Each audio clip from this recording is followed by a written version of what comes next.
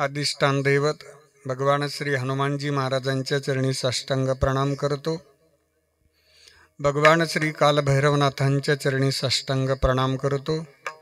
मुक्त कैवल्य तेजोनिधी परब्रह्म स्वरूप भगवान श्री ज्ञानोबाराया, जगद्गुरु श्रीमंत श्री तुकोबाराया, योगीराज सद्गुरु श्री गंगागिरीजी महाराज, स्वानंद सुखनिवासी नित्यस्मरणीय सद्गुरु श्री नारायणगिरीजी महाराज, राष्ट्रसंत सद्गुरु जनार्दन स्वामी महाराज, श्री समर्थ सद्गुरु किसनगिरीजी बाबा, स्वानंद सुखनिवासी नित्यस्मरणीय सद्गुरु जोग महाराज आदी करून वारकरी संप्रदायातील सकल संतांच्या स्मृतीला अभिवादन करतो। आजच्या चिंतन सेवेकरता उपस्थित भगवान स्वरूप सर्व श्रोतृवृंद, व्यासपीठावरील उपस्थित समस्त भजनी मंडळ, आमचे सर्व ज्येष्ठ गुरुबंधू गुणीजन महाराज मंडळी, सर्वांच्या चरणी श्रद्धेनं वंदन करून आजच्या चिंतन सेवेला प्रारंभ करतो। विठ्ठल विठ्ठल विठ्ठल विठ्ठल।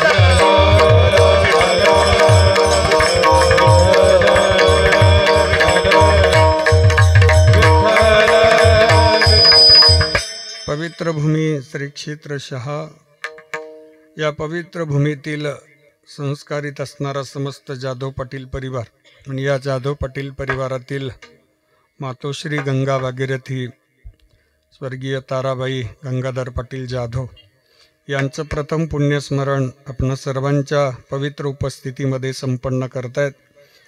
श्री नवनाथ गंगाधर पाटील जाधव, सुशीलाबाई अण्णासाहेब पाटील बोरनर, मंगलताई बाबासाहेब पाटील काशीद, कल्पनाताई सागर पाटील जाधव, रत्नाताई नवनाथ पाटील जाधव, सुवर्णाताई महेशराव पाटील मोरे, सागर नवनाथ दादा जाधव, वैशाली भारतराव जाधव आणि समस्त जाधव पाटील परिवार या परिवाराच्या वतीनं आजच्या संकीर्तन सेवेचा योग आमचे जिवलग मित्र भजन सम्राट, संगीत अलंकार, हरिभक्तीपरायण अशोकजी महाराज दिघे, श्री क्षेत्र शहाच ना शहा अशोक महाराजांचं माझ्यावर व्यक्तिशः खूप प्रेम आहे। खूप दिवसानंतर आमची भेट झाली। मागेही एकदा वस्तीवरती कीर्तन सेवेचा योग आला आणि आजही अशोकजी महाराजांच्या माध्यमातून त्यांचे चिरंजीव भजन सम्राट, संगीत अलंकार,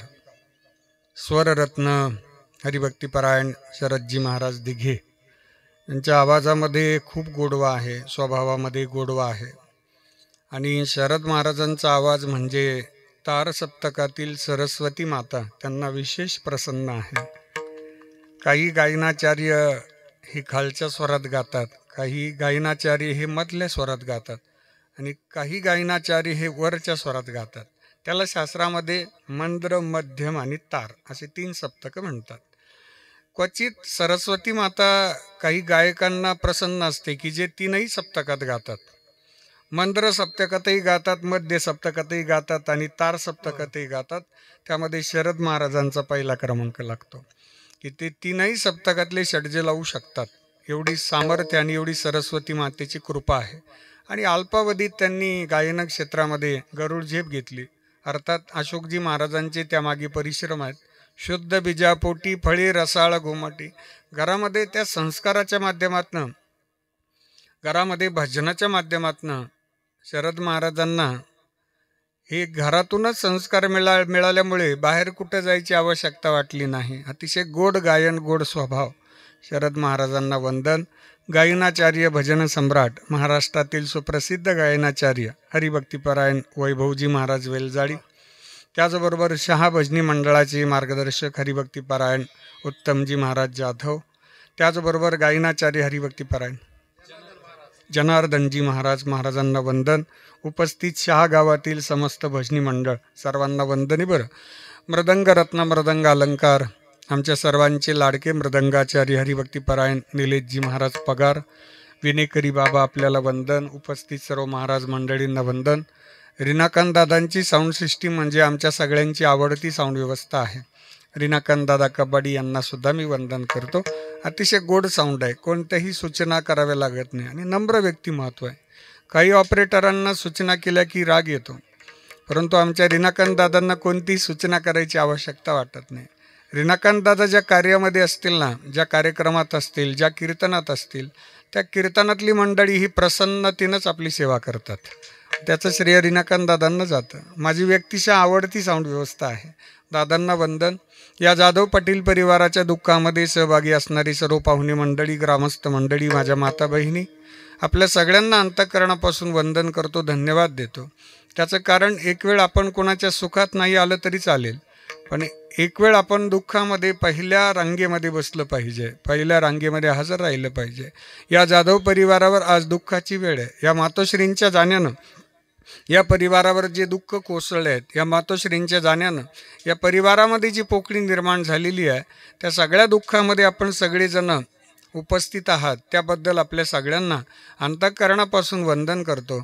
कारण पैशानं श्रीमंत असणारी माणसं पावलोपावली भेटतात, पैशानं श्रीमंत असणारी माणसं पावलोपावली भेटतात, पण मनानं श्रीमंत असणारी माणसं भेटण्याकरता पावलं झिजवावी लागतात, की जी या परिवारानं झिजवलेली आहेत. हा जाधव परिवार प्रत्येकाच्या सुखदुःखामध्ये सहभागी झाला. या मातोश्रींनी हा परिवार घडवला आणि आज या मातोश्रींच्या समारोपाच्या सोहळ्याला आपली उपस्थिती लाभली. त्याबद्दल आपल्या सगळ्यांच्या चरणी विनम्रतेने वंदन करून चिंतन सेवेला प्रारंभ करतो. मस्तक हे पायावरी,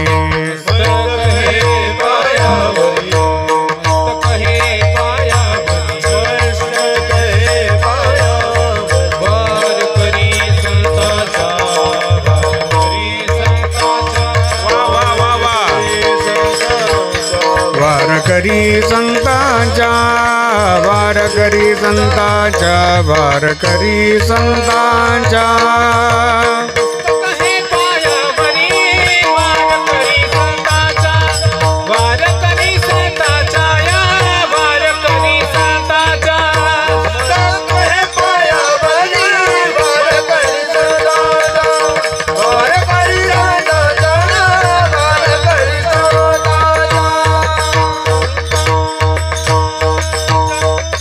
प्रथम वर्ष श्राद्धविधीच्या निमित्तानं आपण सर्वजण उपस्थित आहोत. श्राद्ध म्हणजे काय? पहिली व्याख्या आहे का? श्रद्धाया क्रियते इति श्राद्धः. श्रद्धेनं अंतःकरणपूर्वक जो विधी केला जातो त्याला श्राद्ध असे म्हणतात. विधीमध्ये श्रद्धा महत्त्वाची असते. विधीचे दोन प्रकार आहेत, कर्माचे दोन प्रकार आहेत. एक विधी प्रधान कर्म आणि दुसरं श्रद्धा प्रधान कर्म. ज्या विधीमध्ये फक्त विधीलाच महत्त्व दिलं गेलं, श्रद्धा नसते, त्या विधीला म्हणतात विधी प्रधान कर्म. उदाहरणार्थ वास्तुशांतीचा विधी पहा. वास्तुशांतीचा विधी आपण बहुतेकांनी पाहिला, अनुभवला. त्या विधी करता जे यजमान बसलेले असतात त्यांना बसतानाच ब्राह्मण गुरुजींनी वेळ सांगितलेली असते, कमीत कमी 3-3.5 तास तुम्हाला बसायचे आणि एवढे समिध आहे, एवढे संपवायचे आहेत आपल्याला. ब्राह्मण गुरुजी विधिवत पूजा करत असतात, परंतु यजमान काय करतात? फक्त स्वाहा म्हटले की आहुती टाकण्याचं काम करतात. त्यातील मंत्रोच्चाराकडे आपलं लक्ष असेलच असं नाही, शंका आहे. त्याला म्हणतात विधी प्रधान कर्म. किंवा आणखीन एक आहेत, आपल्या शहा गावातील 100 जण गंगोत्रीला गेले स्नानाला. 100 मधले 10 जण जरा हौशे नवशे होते, म्हणजे ते गंगोत्रीचं महत्त्वही जाणत नव्हते, स्नानाचंही महत्त्व जाणत नव्हते. फक्त शेजारी मित्र म्हटलं चला म्हणून गेले. पहाटे कडाक्याच्या थंडीमध्ये स्नानाकरता 100 जणांनी स्नानाला जायचा निर्णय घेतला. तिथं गेल्यानंतर 90 जणांनी स्नानाची तयारी केली. हे जे 10 होते हे म्हणे लई थंडी राव, एवढ्या थंडीत एवढ्या गार पाण्यात कसं काय स्नान करायचं. त्यांनी शॉर्टकट काढला, हातपाय धुतले तर जमणार नाही का बुवा, तोंडवून पाणी फिरवलं तर जमणार नाही का.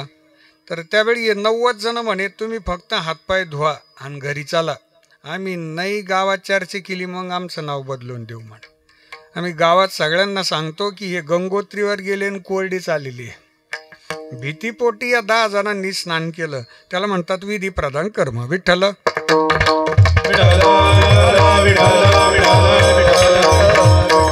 श्रद्धा प्रधान कर्म. ज्या मातोश्रींचं पुण्यस्मरण आहे त्या मातोश्रींच्या पुण्यस्मरणाच्या दिवशी ब्राह्मण गुरुजी ज्यावेळी पिंडदान करता येतात त्यावेळी ब्राह्मण गुरुजी घरातल्या सगळ्या सदस्यांना समोर घेतात. घरातली सगळी माणसं समोर यात, मातोश्रींचा फोटो समोर ठेवा, त्या फोटोला हार अर्पण करा, धूप दीप दाखवा, त्या फोटोला गंध अक्षता अर्पण करा आणि मातोश्रींचा हात जोडून स्मरण करा. घरातील सगळे सदस्य ज्यावेळी या मातेच्या फोटोकडे पाहतात त्यावेळी त्यांना या मातेच्या स्वभावाची आठवण होते, त्यावेळी या मातेच्या सेवेची आठवण होते, त्यावेळी या मातेच्या मायेची आठवण होते की जिने घर संस्कारित करत असताना कधी स्वतःचा स्वार्थाचा विचार केला नाही, स्वभावानं शांत होत्या, मितभाषी होत्या. आजपर्यंत एकही कार्यक्रम या मातोश्रींच्या अनुपस्थितीत झालाच नाही. आज या जाधव परिवाराच्या वतीनं पहिला मंडप असा आहे की या मंडपामध्ये या मातोश्रींचा फोटो आहे. प्रत्यक्षात ही माता नाही आहे. या परिवारातील सगळे सदस्य ज्यावेळी या मातोश्रींच्या कार्याची, सेवेची, त्यागाची, समर्पणाची आठवण करतात ना, त्यावेळी दगडाचाही काळीज असणाऱ्याला पाजर फुटतो आणि त्याच्या अंतःकरणामध्ये जे भावनेचा जन्म होतो तिला म्हणतात श्रद्धा. विठ्ठल विठ्ठल विठ्ठल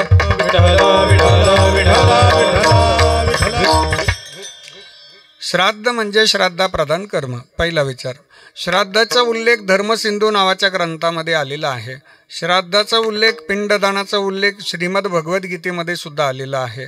धर्मसिंधू नावाच्या ग्रंथात उल्लेख असा आहे की आत्म्यानं देहाचा त्याग केल्यानंतर काही विधी त्यांच्या पुढील पितरांकरवी यथासांगरित्या संपन्न करायचे आहेत. त्यामध्ये आत्म्यानं देहाचा त्याग केला की पहिला विधी होतो अंत्यविधी, दुसरा विधी होतो रक्षाविसर्जन विधी, तिसरा विधी होतो दशक्रिया विधी, चौथा विधी होतो 13वा विधी, 5वा विधी होतो मासिक श्राद्ध आणि समारोपाचा विधी होतो वर्ष श्राद्ध.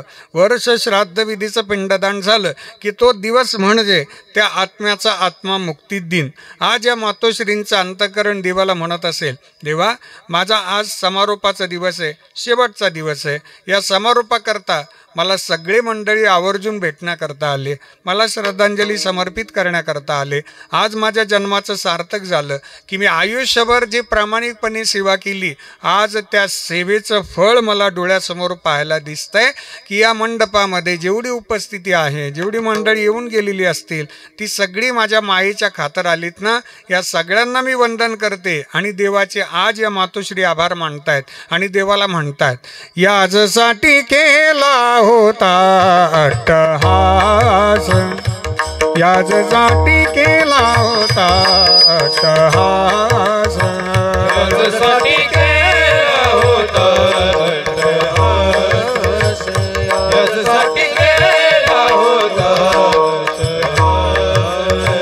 शेवटचा दिस गोड भावा, शेवटचा दिस गोड भावा, हाताने चिंतीने पावलो विसावा, हाताने चिंतीने पावलो विसावा.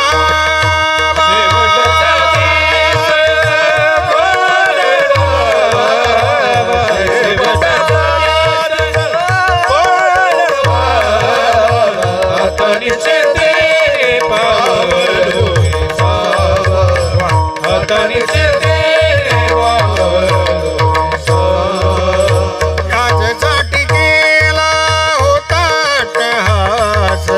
याजसाठी केला होता अट्टहास. शेवटचा दिस गोड बाबा, शेवटचा दिस गोड बाबा, याजसाठी केला होता अट्टहास, याजसाठी केला होता अट्टहास. शेवटचा दिस गोड विठ्ठला माया बापा, माया बापा.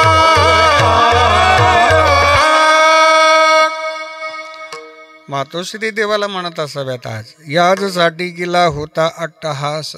शेवटचा दिस गोड भावा, आता निचिंतीने पावलो विसावा, हुंटलिया धावा तृष्णीजिया. जाधव परिवारानं सुंदर नियोजन केलं, भव्य दिव्य मंडप दिला, कीर्तन सेवेकरता आमच्या सगळ्या महाराज मंडळींना आमंत्रित केलं आणि आपल्या सगळ्यांची उपस्थिती म्हणजे या धर्ममंडपाची खऱ्या अर्थानं शोभा आहे. आज या कार्याचा समारोप आहे, या मातोश्रींच्या सेवेचा समारोप आहे. याला समारोपाचा शेवटचा दिवस म्हणतात आणि हा समारोप या पद्धतीनं संपन्न झाला पाहिजे. देहाची या गावालिया, जन्म मृत्यूची या सोहळीया ना म्हणू नये धनंजया जिया परी. एक जन्माचा सोहळा आणि दुसरा समारोपाचा सोहळा. म्हणून या मातोश्रींचे आशीर्वाद या परिवाराच्या पाठीशी सदैव राहणार आहेत. कारण या परिवाराने या मातोश्रींची सेवा केली आणि सेवेच्या माध्यमातून सुद्धा आशीर्वाद कमावले आणि आज पिंडदानाच्या माध्यमातून सुद्धा त्यांना आशीर्वाद मिळत आहेत. बरं, फक्त एका परिवाराकरता नाही किंवा एका पिढी करता नाही, तर आमच्या पूर्ण कुळाचं कल्याण करणारे हे आशीर्वाद असतात. कल्याण इच्छिती सदा त्याचे कल्याण इच्छिते, सदा त्याचे कल्याण इच्छिते, सदा त्याचे कल्याण इच्छिते. हे तुका म्हणे पितृ आशीर्वाद देते, वा वा वा वा. कल्याण इच्छिते, सदा त्याचे कल्याण इच्छिते, सदा त्याचे. तुका म्हणे पितृ आशीर्वाद देते, कल्याण इच्छिते, सदा त्याचे कल्याण इच्छिते,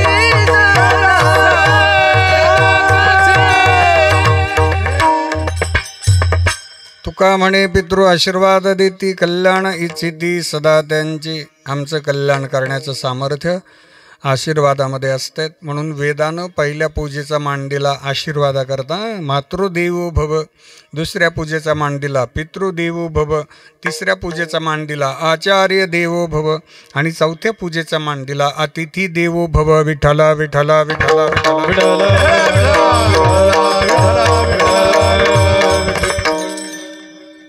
आशीर्वादाच्या विरोधार्थी प्रक्रिया आहे दोष. जर आशीर्वाद नाही मिळाले तर आपल्याला दोष लागतो. म्हणजे आशीर्वाद एक बाजू आहे आणि दोष म्हणजे शाप दुसरी बाजू आहे. जर एखादं पितर अतृप्त राहिलं तर आपल्या परिवारावर त्याचा दोष येऊ शकतो. त्या दोषाला म्हणतात पितृदोष. विठ्ठला विठ्ठला विठ्ठला विठ्ठला. श्रीमद भगवद्गीतेमध्ये वर्णन आहे, संकरो नरकायैव कुलज्ञानां कुलस्य च पतन्ति पितरो मेषा लुप्तपिण्डोदकक्रिया संकरो नरकायैव कुलज्ञानां कुलस्य च पतन्ति पितरो महिषा लुप्तपिण्डोदकक्रिया. आपल्या परिवारावरती दोष लागू नये म्हणून शास्त्र म्हणतं पिंडदान करा. आणि वारकरी संप्रदाय म्हणतात आम्हाला सदैव आशीर्वाद मिळालेत म्हणून पिंडदानाच्या दिवशी कीर्तन करा. विठ्ठला विठ्ठला विठ्ठला विठ्ठला विठ्ठला. जगद्गुरु श्री संत तुकाराम महाराजांचा अभंग आहे. या अभंगामध्ये माझ्या जगद्गुरूंनी मायाजाळाचं वर्णन केलं एक आणि काळाचं महत्त्व सांगितलं दोन. जो मायाजाळ आपण डोळ्याने पाहतो, मूळ शब्द आहे माया आणि जाळ म्हणजे या मायेचं वलय, त्याला जाळ म्हणतात. माया जाळ. माया कशाला म्हणतात ऐका बरं. ज्या दिवशी भगवान परमात्मा या सृष्टीत अवतरित झाले त्याच दिवशी भगवंताच्या सोबत ही माया आलेली आहे, जी प्रत्यक्षात आहे पण दिसत नाही. प्रत्यक्षात आहे पण दिसत नाही, पण आपण गुंतल्याशिवाय राहत नाही. तिला म्हणतात माया. पहिले कोठेची नव्हते काही, चंद्र सूर्य तारा नाही, अवघे शून्याची होते पाही, कान्होबा तेरे तेरे ते. कान्होबा तेरे तेरे ते म्हणजे स्वतः भगवान परमात्मा आणि तेथे एक ढालगज निर्माण झाली. ढालगज म्हणजे माया. विठ्ठला विठ्ठला विठ्ठला. आपण सगळेच्या सगळे या मायेच्या जाळामध्ये गुंतलोय, त्याला म्हणतात माया जाळ. लक्षात येण्याकरता उदाहरण सांगतो. एका जणाने सकाळी सकाळी पेपर उघडला. पेपरला पहिल्याच पानावर बातमी, काल रात्री नगर मनमाड हायवेवरती प्रचंड मोठा अपघात झाला. अपघातामध्ये 2 वाहनं होते. एक मोठी बस होती व्हॉल्वो आणि दुसरी काळी पिवळी जीप होती. काळ्या पिवळ्या जीपमध्ये तब्बल 20 प्रवासी प्रवास करत होते. या दोन्ही वाहनांची समोरासमोर धडक झाली. त्या 20 प्रवाशांमधले जीपमधले 4 जण जागीच ठार झाले. 16 जण सिरियस आहेत, उपचार घेत आहेत. पेपर वाचत होता. हा म्हणे 20 जण बसले कशाला एवढे जीपमध्ये, यांना कळायला पाहिजे. एवढ्यांची जागा आहे का, काय गर्दी केली यांनी, खाजगी वाहनाने दुसऱ्या प्रवास करायचा ना. अरे काय एवढे 20 जण बसत असतात का, यांना डोक्याचं भागणी, यांना अद्दल घडली पाहिजे देवा. हे 4 जण जे गेलेत ना 20 मधले, हे 16 शिल्लक आहेत, हे 16 पण मेले पाहिजेत. बसल्या बसल्या चालू होतं त्याचं. हे 16 गेले पाहिजे, 16 गेले पाहिजे. तेवढ्यात मित्र बाहेरून आला. भाऊ बातमी वाचली का हो पेपरला? हो. अहो ते पहिल्या पानावर फार मोठा अपघाताची बातमी आली. हा बसले बसले म्हणे अहो तीच बातमी वाचतोय मी. 20 जणातले 4 जण गेले, अजून 16 जण शिल्लक आहेत, ते 16ही मेले पाहिजेत, गेले पाहिजेत. बाहेरून आलेला मित्र म्हणे कशाला वाईट बोलता सकाळी सकाळी, कशाला गेले पाहिजे मेले पाहिजे, अरे त्यांच्याकरता आपण प्रार्थना करूया म्हणे. अरे कशाला प्रार्थना करायची, एवढी दाटी करून बसतात का म्हणे जीपमध्ये, हा ना अद्दल घडली पाहिजे ना जरा. हां अद्दल. तो बाहेरून आलेला म्हणे ते 20 जण जे वाचलेले त्यांचे नाव आलेले आहेत पेपरला, ते नाव वाचले का तू? म्हणे नाही. जे वाचलेले त्यांचे नाव वाचले का? म्हणे नाही. त्याच्यात 5 नंबरला तुझे सासूचं नाव आहे म्हणे. आता जाऊ दे म्हणन का? आता राहू दे म्हणाल ना. ऐका बरं, ज्यावेळी या 16मध्ये माझं कुणीतरी आहे याची जाणीव होते, तिलाच म्हणतात माया. विठ्ठला विठ्ठला विठ्ठला विठ्ठला विठ्ठला विठ्ठला विठ्ठला. आणि अपेक्षेनं आपण सगळेजण गुंतत चाललो. माझे जगद्गुरूंनी आजच्या अभंगामध्ये हाच प्रसाद आम्हाला दिलेला आहे की माया ही डोळ्याने दिसत नाही, पण आपण गुंतल्याशिवाय मात्र राहत नाहीत. हां, आणखीन एक उदाहरण सांगतो. आमच्याकडे बाजारचा दिवस होता. बाजारच्या दिवशी एका जणाला 3 जणांचे पगार करायचे होते. पगार. आणि बाजारच्या दिवशी तो टेन्शनमध्येच होता, कारण पैसे तर नव्हते. फोनपेवर नाही, गुगल पेवर नाही, कशातच नाही. पगार तर करायचेत. आता तो टेन्शनमध्ये चहा घेत होता, सकाळची वेळ. तेवढ्यात बाहेरून आवाज आला, भाऊ आहे घरात? भाऊ फोन का म्हणून उचली ना. हा याने आवाज ओळखला. बा हत्ती गणमधला सगळ्यात डेंजर ताकद आला हो म्हणे दारात. आता काय केलं पाहिजे, पैसे तर नाही, पण घरासमोर आला ना तो. बाहेरून आवाज देतोय, आहेत का घरात कोणी? चहा घेता घेता जवळ त्याचं बाळ बसलेलं होतं. ते बाळाला म्हणे जाय बरं बाहेर, त्या काकांना जाऊन सांग, ती ओरडू राहिली, त्यांना जाऊन सांग की माझे बाबा घरात नाही म्हणून. जाय लवकर. पळत गेलं ते लेकरू. ते बाहेरच्या काकांना म्हणे काका काका माझ्या बाबांनी घरातून सांगितलं, बाहेर जे काका आलेत ना त्यांना सांग माझे बाबा घरात नाहीत म्हणून. बस लेकराची ही जी बुद्धी आहे ना, ही मायेच्या विरोधी बुद्धी आहे. अजून त्याला माझं कळत नाही, अजून त्याला परक कळत नाही, अजून त्याला पापाचाही स्पर्श नाही, अजून त्याला पुण्याचाही स्पर्श नाही. ज्यावेळी त्याला कळायला लागतं ना, त्यावेळी ते लेकरू आपल्या जवळ सुद्धा येत नाही. मग ते फक्त माझं घर भलं आणि माझा प्रपंच भला. याला म्हणतात मायेचं जाळं, त्याला म्हणतात माया जाळ. पण या मायेमध्येच आपण सगळे गुंतलो. त्याचं कारण सर्व सुखाची या आशा जन्म गेला,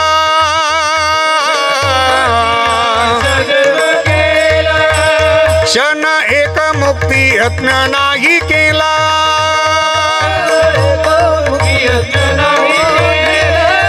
हिंडता दिशा क्षीण पावला,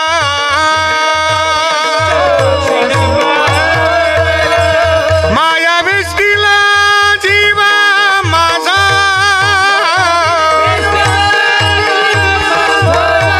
माझे स्वहित नेनती कोणी कोणी, माझे स्वहित नेनती कोणी कोणी, माझे स्वहित कोणी कोणी कोणी स्वहित.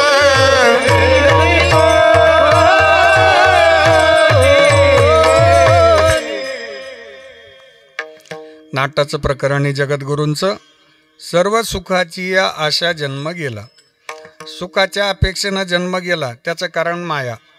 क्षण एक मुक्ती यत्न नाही केला, यत्न म्हणजे प्रयत्न, मुक्ती करता मी प्रयत्न केला नाही, त्याचं कारण माया. हिंडता दिशा क्षीण पावला, हिंडलो फिरलो 10 दिशा फिरलो थकून गेलो. त्याचं कारण माया.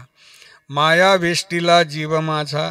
मायेचं वेष्टन आहे. वेष्टन म्हणजे आवरण, त्याला वरचा कवर म्हणतो आपण. पुस्तकाला कवर असतो की नाही. हां, हे तुमचे माझे वस्त्र म्हणजे आपल्या शरीराला कवरच आहे, हे वेष्टन आहे. तसं आपल्या आत्म्याला मायेचं कोटिंग आलं म्हणजे वेष्टन आलं, म्हणजे आवरण आलं. आणि या आवरणामुळंच आपण सगळेचं सगळे गुंतलो या मायेमध्ये. पण मायेमध्ये कामापुरतं आम्हाला थांबायचे आणि काम संपलं की या मायेतून झटकन बाहेर यायचे. याकरता आमचं शरीर बाहेर येणार नाही, पण मन मात्र आम्हाला बाहेर घ्यावं लागेल. म्हणून जगद्गुरूंनी मनाला केलेली विनंती, अभंगाचं पहिलं चरण. नको नको म्हणा गुंतू माया झाली, नको नको म्हणा गुंतू माया झाली, नको नको म्हणा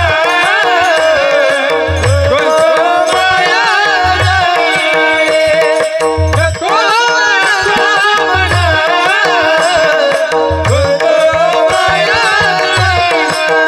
नको नको म्हणा गुंतू माया झाली, नको नको म्हणा गुंतू माया झाली, हे नको नको म्हणा. वा महाराज मंडळी, वा वा वा वा. नको नको म्हणा गुंतू माया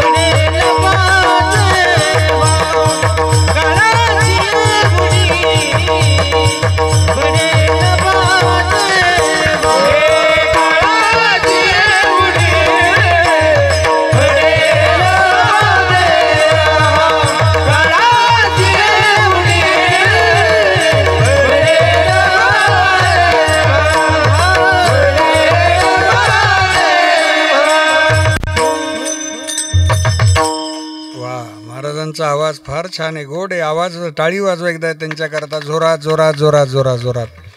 नको नको मना गुंतू माया जाळी, काळ आला जवळी ग्रासावया. मनाला का सांगतात? कारण आपल्या जीवनाचा खरं शिल्पकार जर कोण असेल तर ते आपलं मन आहे. आपल्या मनाने ठरवलं तर आपण आनंदी राहू शकतो, मनाने ठरवलं तर आपण सुखी होऊ शकतो, मनाने ठरवलं तर आपण समाधानी होऊ शकतो. मन के हारे हार है, मन के जीते जीत है. आपलं शरीर काय करतं हे महत्त्वाचं नाही, आपलं मन काय करतं हे महत्त्वाचं आहे. आपलं मन कुठं गुंतवतोय आपण, त्यानुसार सुख आणि दुःख अवलंबून असतं. एका गावामध्ये एक प्रतिष्ठित व्यक्ती होते आणि त्यांना सगळं गाव प्रेमानं काका म्हणायचे. अख्खं गाव काकांचा इतका आदर करायचं ना, इतका आदर. इथं नाही ना कोणी काका आहे का? बरं बरं बरं. इथले काका सोडून बरं का, सगळे अहिल्यानगर जिल्ह्यातले सगळे काका सोडून. हां, सगळ्यात नाशिक जिल्ह्यातले, नाशिक जिल्ह्यातले सगळे काका सोडून. हां, काका इतके प्रेमानं राहायचे आणि सगळ्यांचा आदर करायचे, सगळ्या ज्येष्ठांचा आदर करायचे, तरुण पिढीचा सन्मान करायचे. आदरपूर्वक व्यक्तिमत्व असतात एखादी गावामध्ये, सगळं गाव त्यांचा आदर करायचे. अख्ख्या गावावर दरारा काकांचा, पण काकावर दरारा हां हां काकीचा. मग काकीचं जीवनही तसंच होतं. जीवन असावं तर असं असावं, सगळ्यांना हेवा वाटायचा काकीचा. 20-25 जणांचा परिवार, पण काकीच्या शब्दाच्या पुढं जायची हिंमत नाही कोणाची. काकी पुढं सुनांचं काही चालत नव्हतं, मुलींचं काही चालत नव्हतं, मुलांचं काही चालत नव्हतं. सोनांच्या सासरीचं पण काही चालत नव्हतं. जीवन तसंच होतं काकीचं. एक दिवस काकी शेजारीनी जवळ जाऊन रडत बसली. शेजारीन म्हणे, बाई काकी नका रडू उगाच, सगळ्या चाव्या तुमच्याकडे आहे, तुम्हाला रडायचं काहीच कारण नाही म्हणे, अजिबात रडायसारखं काही नाहीच आहे, उगं रडत बसू नका म्हणे. त्यावेळी काकी म्हणे, अगं माझ्या लेकराचा फोन आला होता, म्हणजे एकुलती एक मुलगी तिची, तावडीचा फोन आला. रात्री लय रडत होती ती, तिला सासू फार छेळते. 1-2 दिवस झाले अन्नाचा कण नाही गेला माझ्या तावडीच्या पोटात, हे रडायला लागली काकी. दृष्टांतातला सिद्धांत सांगतो, काकी इतकी सुखात आहे पण तरी काकीला दुःख प्राप्त झालं, दुःखी आहे, आज रडते काकी. त्याचं कारण काकीचं मन मुलीत गुंतलं. शरीर जरी सुखात आहे, ऐश्वर्यात आहे, तरी मन कुठं गुंतवणार आहेत ना आपण, त्यानुसार सुख आणि दुःखाची आम्हाला प्राप्ती होणार आहेत. मग जर आपण दुःखातच आहोत तर समजून घ्यायचं आपलं मन अजून प्रपंचातच आहे. कारण संसाराचा स्वभावच आहे दुःख देणं.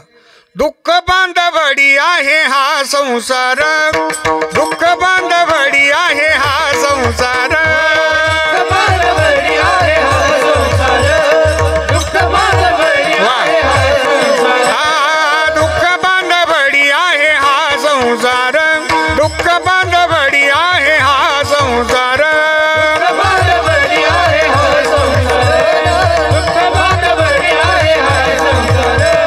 सुखाचा विचार नाही कोठे, सुखाचा विचार नाही कोठे, हा दुःख बांधवडी आहे हा संसार, दुःख बांधवडी आहे हा संसार,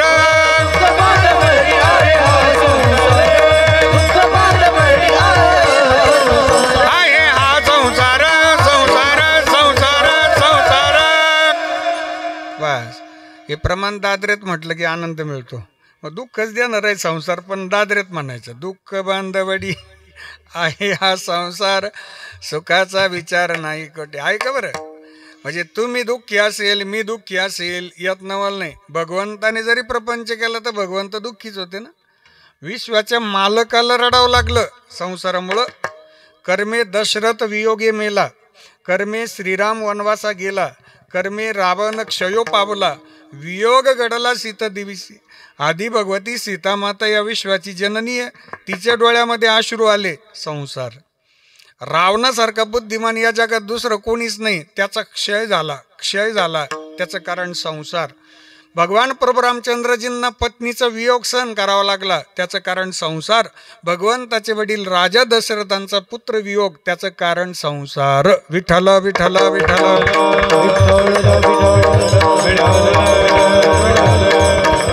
जगद्गुरु म्हणतायत, नको नको मना गुंतू माया जाळी, संसारामध्ये जास्त गुंतू नको. बरं, मनाने ठरवलं तर आनंद आहे. बरं, मनाचा एक स्वभाव आहे. तुम्ही आत्ता मनाला पहा आपल्या कुठे येते. काहींचं मन घरी असणार आहे आत्ता, तुम्ही त्याला सांगा घरी जाय, नसलं तरी ते लगेच घरी जाऊन येईल आत्ता. काहींचं मन आत्ता तुम्ही सांगा त्याला शा गावात जाय, बरं गेलं. काहींचं मन मळ्यात गेलं असेल, लाईट यायची आहे ना, आता हे कवर लावून धरितोय. बहुत चंचला चपळा, बहुत चंचला चपळा, वा वा वा वा.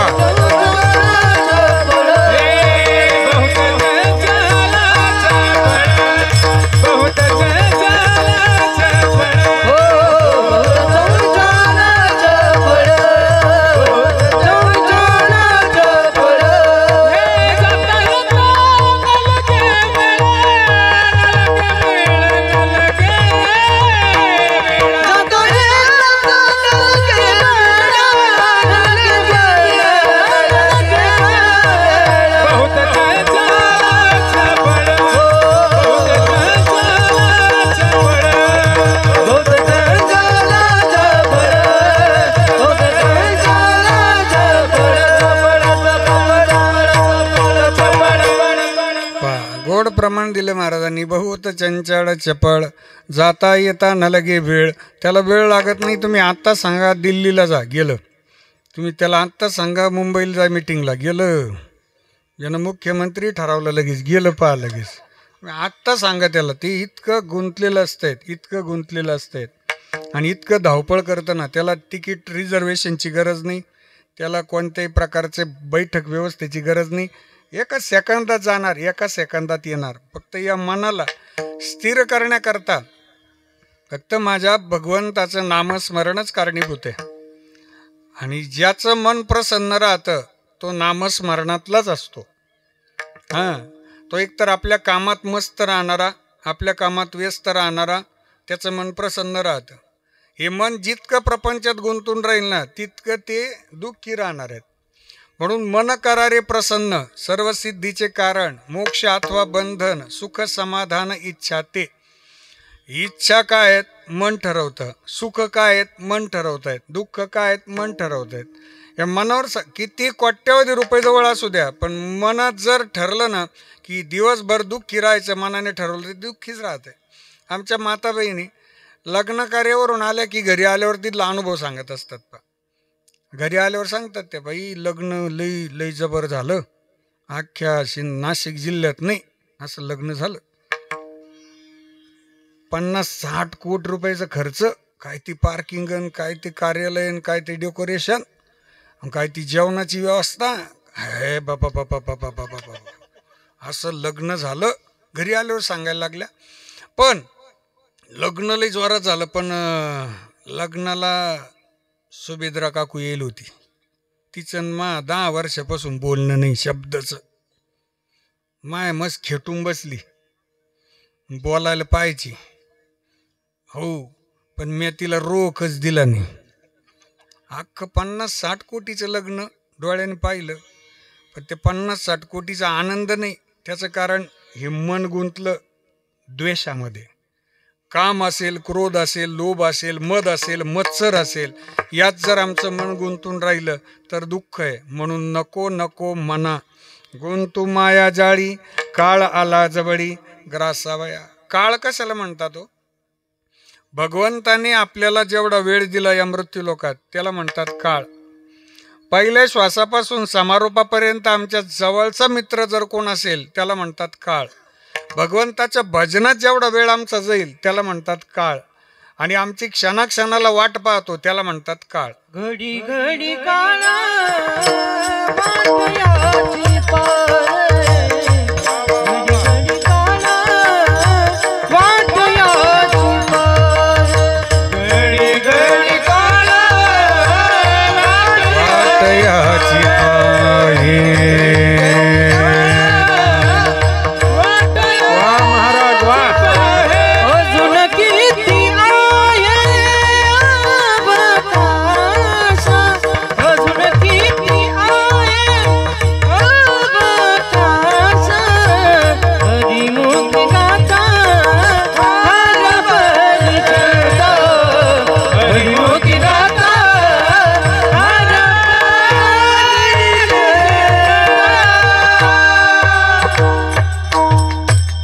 वा. घडी घडी काळ वाट याची पाहे, अजूनही किती आहे अवकाश, अजूनही किती आहे अवकाश, याची वाट पाहे. घडी घडी काळ वाट याची पाहे.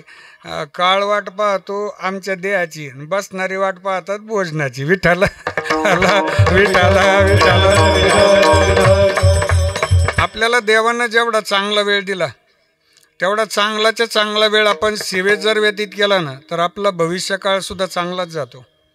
आपल्याला ईश्वरानं दिलेलं पद, प्रतिष्ठा, वैभव, ऐश्वर, सौंदर्य हे जर आपण सेवेत व्यतीत केलं, हे चांगल्या माणसांमध्ये व्यतीत केलं, त्याचा गैरवापर जर केला नाही तर पुढचा काळ नक्कीच आपला आनंददायी असतो. आणि ज्यांनी काळाचा गैरवापर केला त्यांचा भविष्यकाळ हा दुःखातच असतो. विठ्ठला विठ्ठला विठ्ठला. जेव्हा काळ येतो ना तेव्हा मात्र मग आपला आत्मा आणि परमात्मा दोघच आहेत. जन्माला येताना आम्ही 2 गोष्टी सोबत घेऊन आलो. एक आमचे श्वास आणि 2 आमचे घास. हे 2 रिचार्ज मारून दिलेले आहेत या सॉफ्टवेअरला रिचार्ज असतात. आणि हे दोन्ही रिचार्ज टॉपअप आहेत, त्यात बदल होत नाही, अजिबात बदल नाही. आमचे श्वास मोजलेले, आमचे घास मोजलेले. आम्हाला कोणत्या दिवशी कुठं जेवण मिळणार आहे लिहिलेलं आहे, कोणत्या दिवशी आम्हाला उपाशी राहायला मिळणार आहेत लिहिलेलं आहे सगळं. लल्लाटी जे लिहिले ते न मोडे काही केले. तुमचं माझं स्क्रिप्ट तयार आहे, स्क्रिप्ट तयार आहे, पटकथा तयार आहे. या रंगमंचावर आपल्याला फक्त त्या भूमिकेत राहायचं आहे. हो, हे सगळंचे सगळं लिहून आलं आहे. माझं नाही, तुमचं नाही, भगवंताचं सुद्धा लिहून आलं होतं. बोलीला वाल्मिक तैसेची करीन, वर्तोनी दावीन नामा म्हणे. नामदेवराय चिंतन करतात. आपल्याला या रंगमंचावर राहताना अतिशय आनंदात राहायचे, सर्वांशी मिळून मिसळून राहायचे. कोणत्याही पदाचा, कोणत्याही ऐश्वर्याचा, संपत्तीचा, आमच्या चांगल्या परिस्थितीचा गैरवापर होणारच नाही याची आम्हाला नेहमी काळजी घ्यायची आहे. कारण प्रत्येक क्षणाला हा फुलस्टॉप भगवंताने दिलेलाच आहे, म्हणजे दिलेलाच आहे. प्रत्येक जीवाला कुठंतरी थांबण्याचा पूर्णविराम लिहिलेला असतो. जसं प्रॉडक्टवर 2 तारखा असतात. निलेश दादा, जर आपण एखादं मेडिसिन घेतलं, 5 रुपयाची एखादी गोळी घेतली, डोकं दुखतं बा, तिची गोळी घेतली, तर त्या गोळीवरती 2 तारखा असतात. कोणत्या? मॅन्युफॅक्चरिंग डेट असते आणि दुसरी एक्सपायरी असते. या 2 तारखा फिक्स आहे. तुमच्या माझ्यासुद्धा ज्यावेळी प्रॉडक्ट लॉन्च झालं, मार्केटमध्ये आलं, त्यावेळी त्याच्यावर लेबलिंग केलं गेलं. तुमचा माझा जन्म झाला त्यावेळी आमच्याही 2 तारखा फिक्स आहे. आपण इथं कायमस्वरूपी थांबण्याकरता आलोच नाही. श्वास मोजलेले. एखाद्याचं आयुष्य 60 वर्षाचं आहे का बरं? किती वर्षाचं?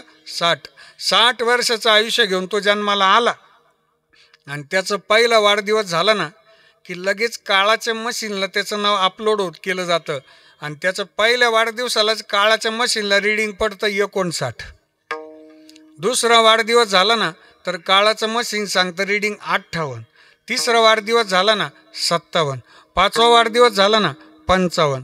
10वा वाढदिवस झाला ना 50. 20वा वाढदिवस झाला ना 40. 30वा वाढदिवस झाला ना 30. 40वा वाढदिवस झाला ना 20. 50वा वाढदिवस झाला ना 10. 51 9. 52 8. 53 7. 54 6. 55 5. 56 4. 57 3. 58 2. 59 1. संपलं आयुष्य. ज्यावेळी ही काळाची मोजणी चालू आहे त्यावेळी सोडविना तेव्हा माया बाप सोडविना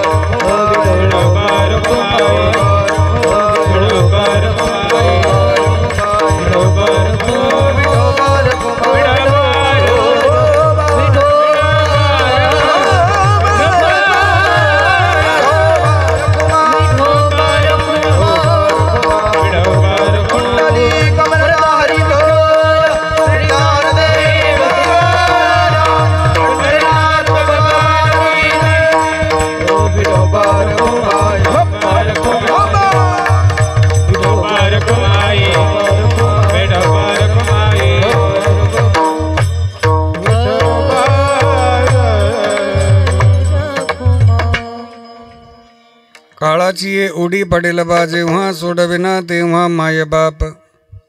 आई वडील सोडवत नाही. सोडविना राजा देशीचा चौधरी अनिक सोयरे भली भली. सगळे सोयरे असू द्यात, ज्यांची या जगावरती सार्वभौम सत्ता आहे ते राजे सोडवत नाही. मग ज्यांनी विश्व निर्माण केलं ते परमात्मा आमच्या सोबत आहेत. त्या परमात्म्याच्या जर चिंतनात आपण राहिलं, भजनात आपण राहिलं, तरच आपल्या जन्माचं सार्थक होणार आहेत. तुका म्हणे जन्मा आल्याचे सार्थक विठ्ठलाची एक देखलिया.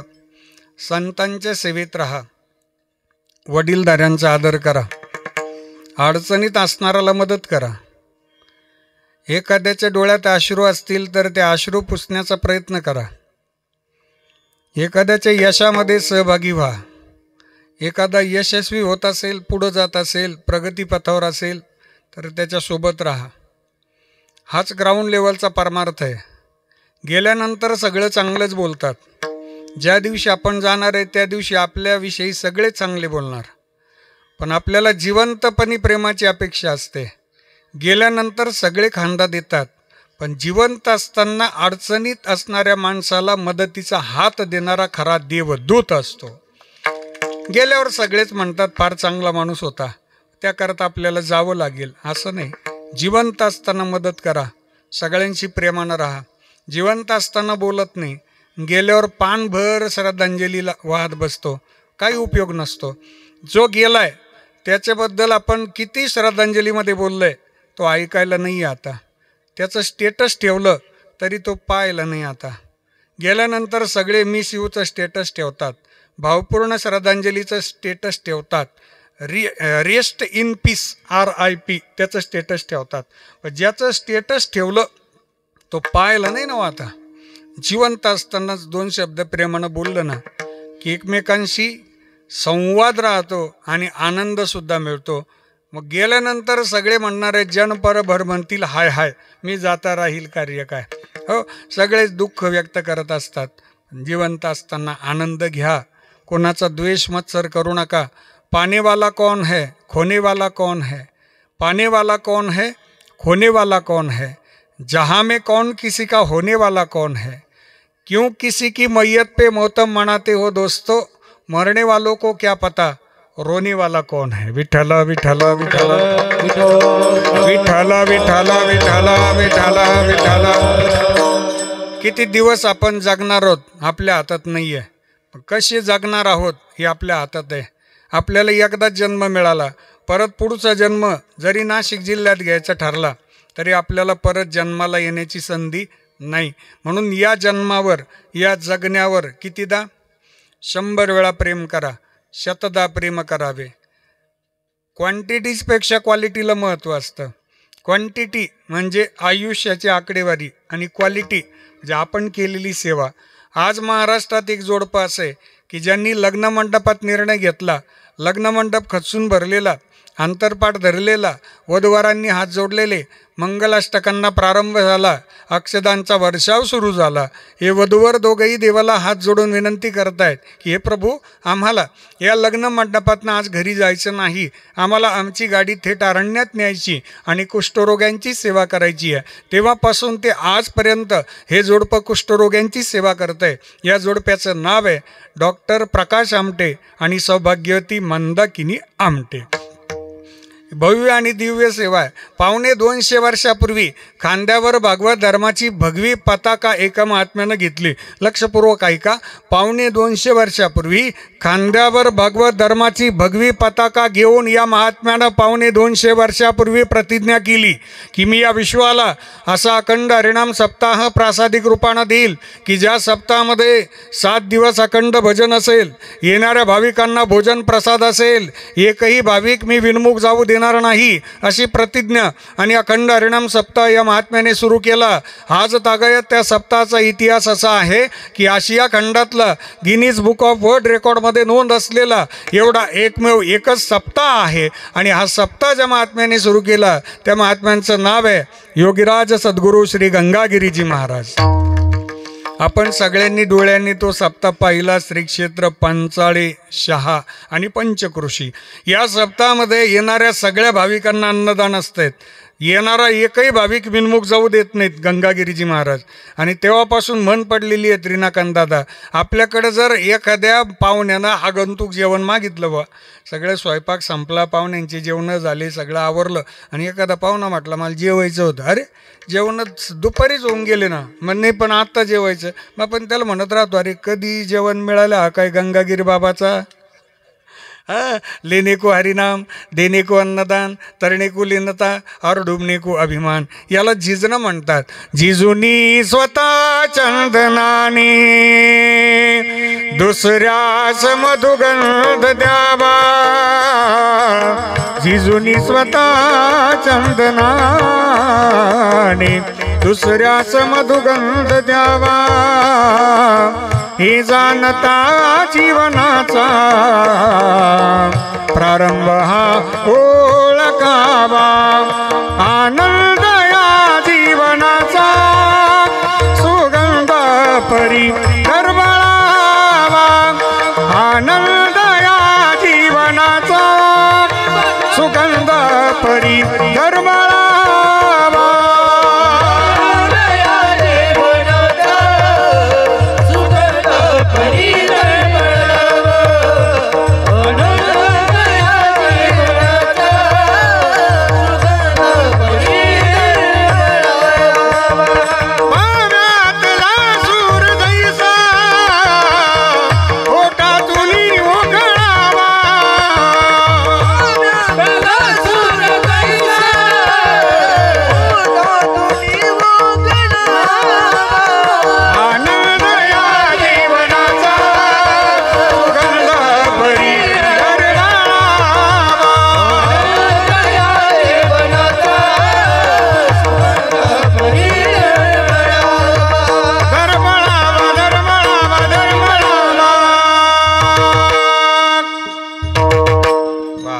आपल्या जीवनाचा सुगंध दरवळत राहिला पाहिजे. आपल्या असण्यानं लोकांना आनंद झाला पाहिजे.